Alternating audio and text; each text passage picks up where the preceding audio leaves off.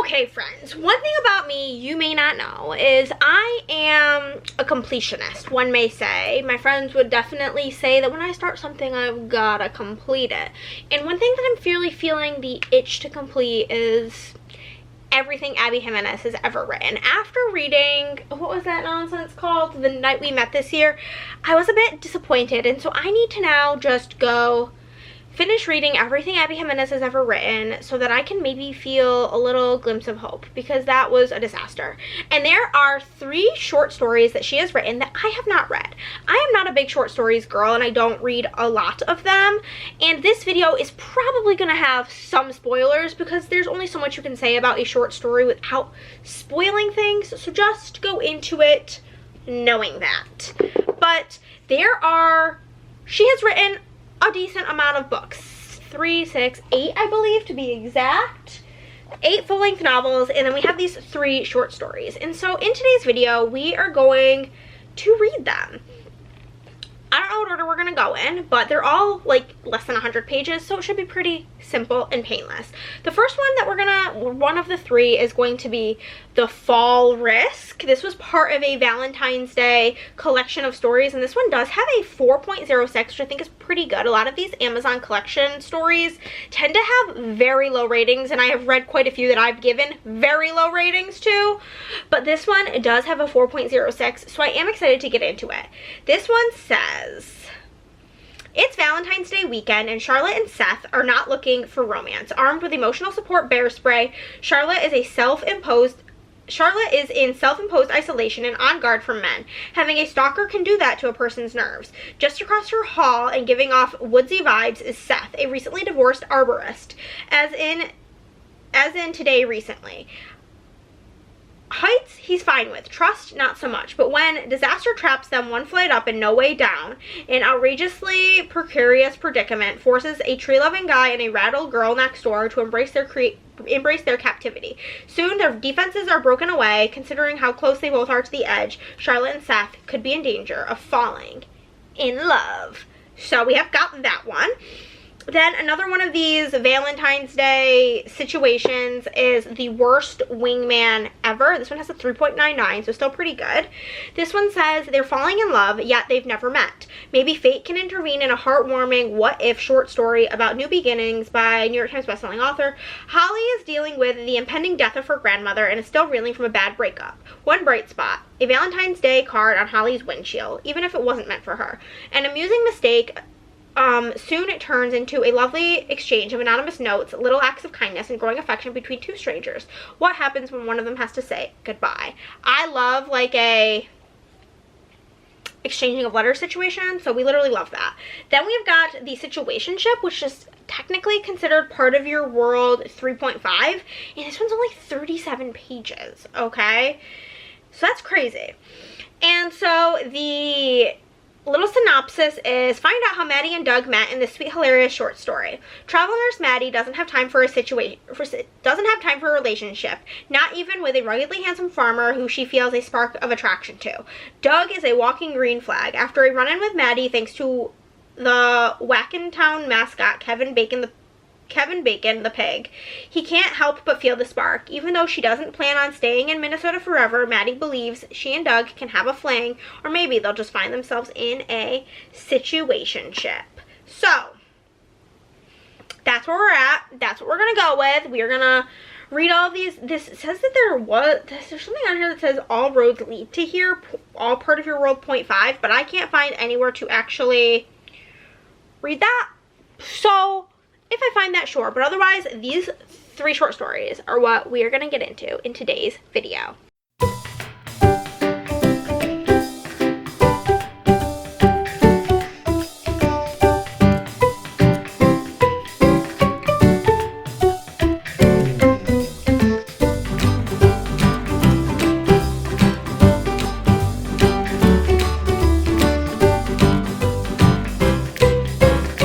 Okay, friends, remember that this video is going to have spoilers because I just read The Situationship, obviously by Abby Jimenez, and it was only 37 pages. So there's only so much I could say that would not be spoilers. So we're gonna spoil it. First things first is I did give it 4 stars, and I deeply wish we would have gotten this as a full story rather than the night we met existing. That's just my truth. So this is about Maddie. This is like a short story to go along with the Part of Your World series. It's about Maddie and Doug. They live in the same town as like Daniel from book 1. And Maddie is a traveling nurse. She is in town visiting her friend Emma, who is going through a breakup. She decides to go on this hike through the woods where she starts seeing a bunch of dicks drawn on trees. Like this is the plot. And so she's like, whatever, I'm going on this dick scavenger hunt. So she's going on, da-da-da-da. While she's going on this hike, she runs across Doug. He has like a little baby pig with him. Or not like a baby pig, but a pig. It's the town mascot. They get to talking and he's like, oh, you want to like stop by for lunch? Like you're quite far from the city or from the town. Like let's grab, like I can make you lunch. They're both vegetarians. He's a petting zoo. She goes to his house, realizes he has all of these green flags. Like he has one of Daniel's woodworking pieces like on display. That's kind of like shitty, but like he's proud of it. He keeps a clean house. He's making her food. He's not letting her clean because she is the guest. And he's all of these green flags, and though she is a travel nurse, is not going to be sticking around, she thinks he may be worth having a situationship with. And that, my friends, was the story.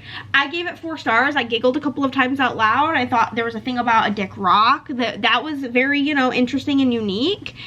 And yeah, I thought it was good. I'm glad that I've read it. I obviously would like for it to be longer. I'm not a huge like short story novella type person. I think that the other 2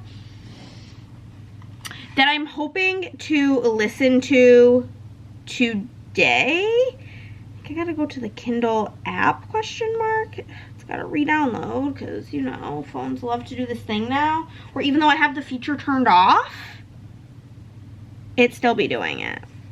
Which is actually pisses me right on off, if I'm being honest with you. The Kindle app, worst wingman ever. Download the audio. It's like an hour long, the audio. So at 3 times speed, it's going to be like, what, 20 minutes of my life. And then the fall risk, we will download the audio. And this is about 2 hours long. So that one's, the other 2 are a bit longer. This one I think is classified as a short story, and the other 2 are classified as novellas. But I'll probably listen to the whole thing, then come to you, tell you about it. Listen to the whole thing, tell you about it, and then I'll rank them at the end. And maybe I'll give you my definitive Abby Jimenez rating with those ones. We will see if I'm feeling ambitious. I'm honestly not. It's 11:40 and I just got out of bed. To be fair, I could not sleep last night. And I think I was up till at least 3 in the morning. So there's that.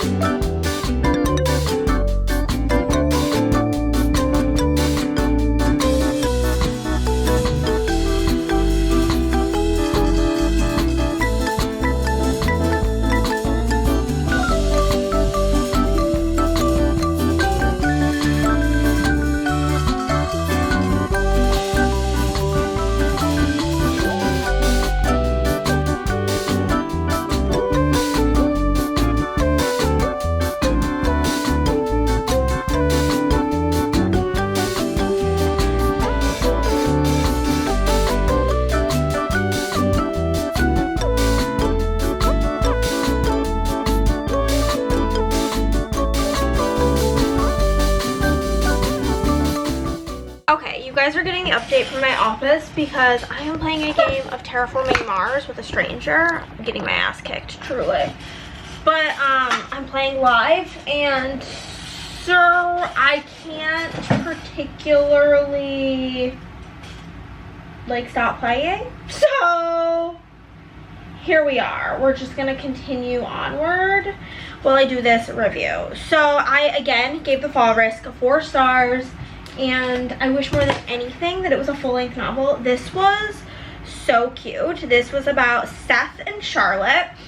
And they live in the same apartment complex. They live like on the upper floor, and there's like a breezeway in between, and then there are 2 apartments on opposite sides.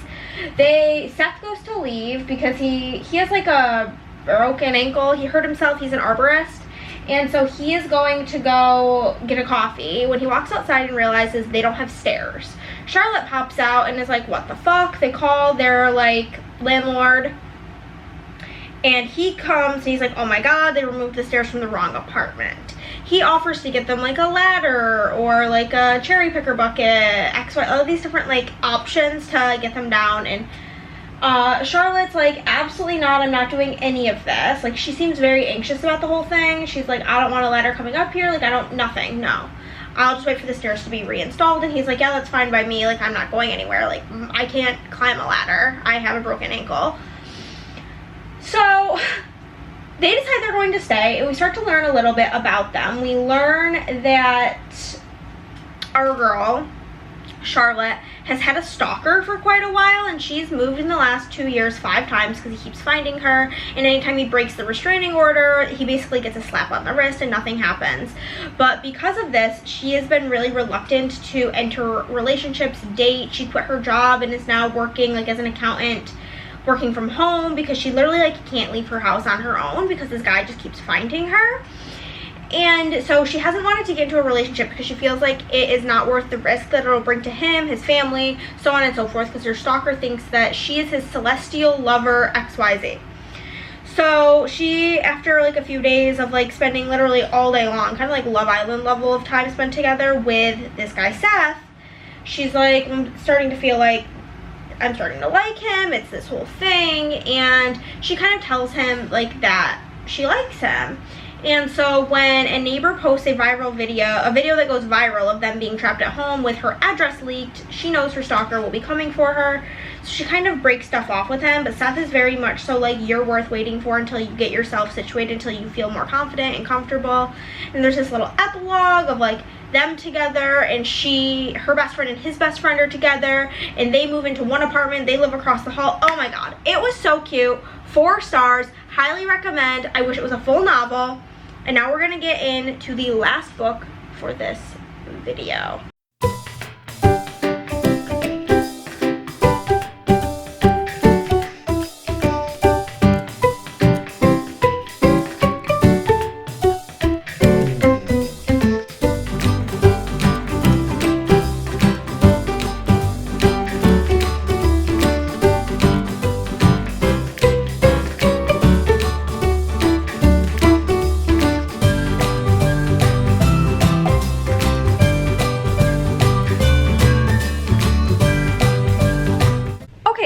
The way that this short story actually made me cry is crazy. This novella, I did end up giving it 4 stars, so literally all of them in this video, 4 stars. I wish all of them were full-length novels, and I am pissed that this is the full-length novel we've received this year when we could have gotten any of those short stories as full-length novels.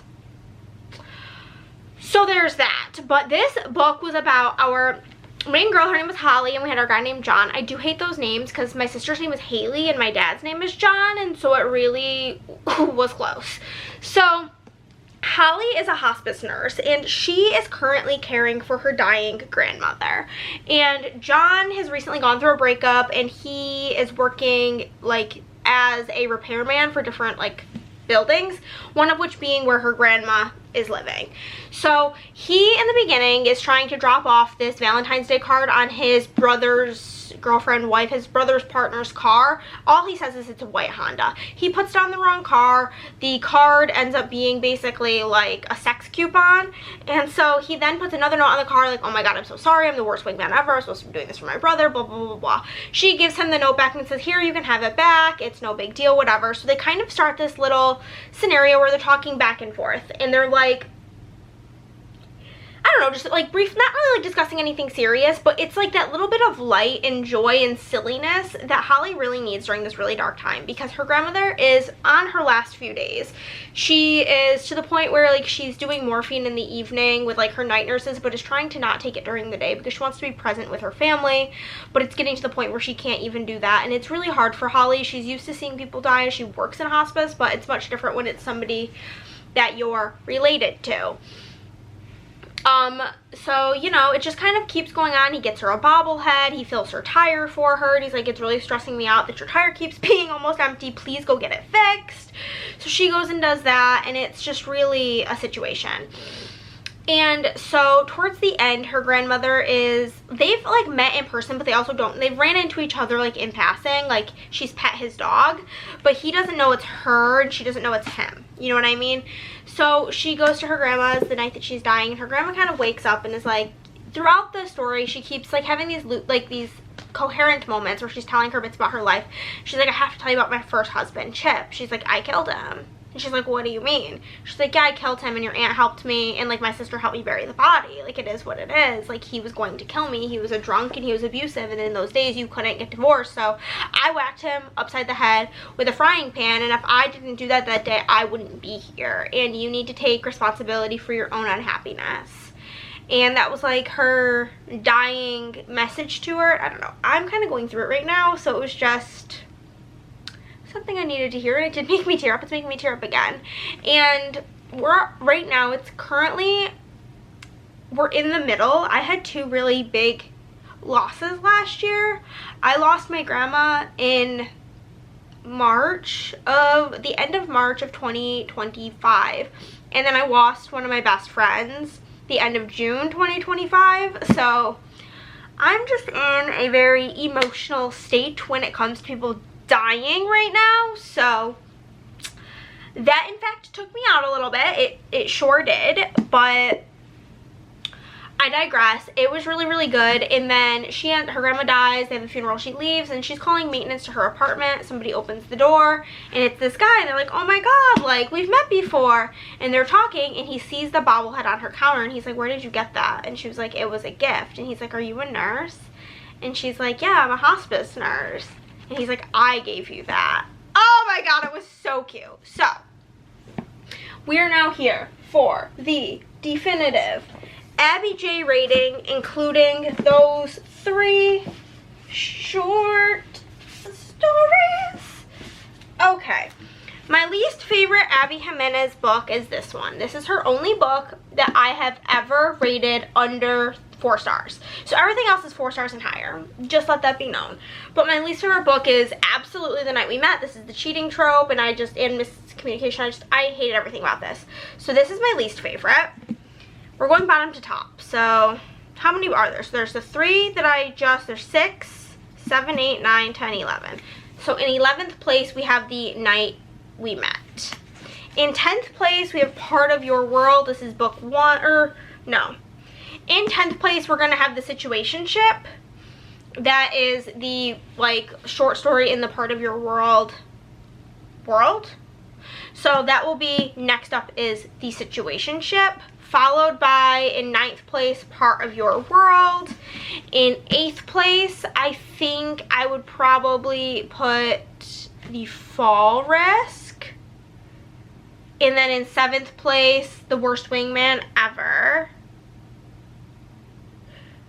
6, 5, 4, yeah. And then in 6th place, we're going to go with The Happy Ever After playlist. This is my least favorite in the Life's Too Short trilogy, so I think it would have to be that one, followed by Life's Too Short, followed by The Friend Zone. In these top 3, it's really hard. I think then followed by Just for the Summer, followed by Say You'll Remember Me, and then I think my #1 favorite Abby Jimenez book is Yours Truly. So not including the novellas because I don't have them physically, obviously. This would be the order in which I live, laugh, love Abby J. I do love her regardless, though. Let's be honest. The truth of the matter is even when she did very wrong with The Night We Met, I still gave it a very biased 3 stars, even though it's more like a 2-star, because she just can't do any wrong to me. I just love her too much, okay? I really do. And in both the Fall Risk and The Worst Wingman, we had mentions of Nadia Cakes, which is always so fun. The way I have no interest in going to Minnesota, Michigan, whichever one of those cold, snowy states, Nadia Cakes is in. Like, the way I so deeply only want to go there to try out Nadia Cakes is crazy. Like, that's my whole reasoning. And then I would just end up rebuying all of these books because I think they pretty much always have signed copies there to get the signed copies. But that is everything. I can now confidently say I have read everything in the Abby Jimenez universe. That is my rating. That is my thoughts and feelings. Let me know your top 3 Abby Jimenez books. As I mentioned, my top 3 are the summer one, Just for the Summer, Say You'll Remember Me, and yours truly. But thank you guys so much for watching and being here with me. I hope you have a great day, and I will see you next time. Bye!